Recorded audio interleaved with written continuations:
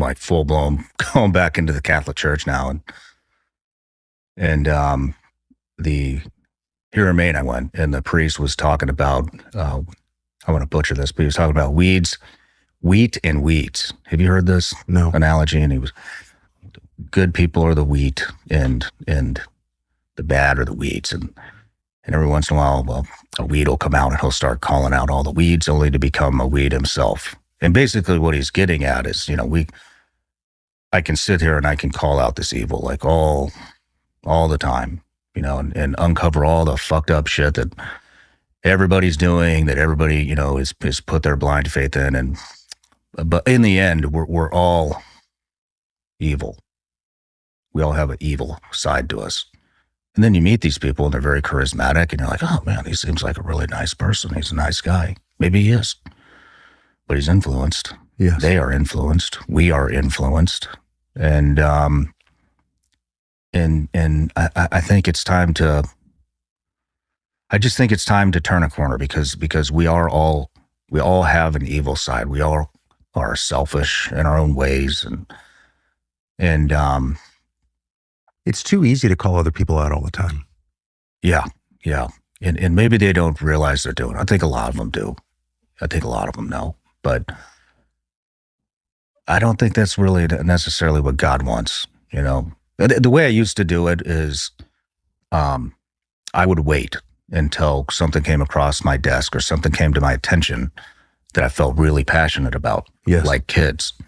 And then I would do the thing, and it would be so explosive. It would be like the perfect storm. And then all the praise came behind that. And I think I got caught up in that praise. And then I'm searching, for what's the next one? What's the next thing? Let's talk about Neuralink. Let's talk about, let's talk about Trump. Let's talk about Israel. Let's talk about everybody. Yeah, exactly. Everybody's doing something. And some a lot more than others. And I'm still passionate about those topics, but it never ends. It never ends. And I feel like I was maybe shown hell, and I'm still experiencing it for a reason. And, I gave you the analogy last night that if my son's, playing with the electrical socket, and he keeps sticking his finger in there, and I'm like, no, don't. Hey, you're going to shock yourself. Hey, go time out. All right, that's it. Go to your whatever. Eventually, I'm just going to let him stick his finger in there and figure out why I don't want him to stick his finger in there. And I think maybe that's what Christ did to me. He was like, all right, here it is, buddy. You want to feel it? That's what it is.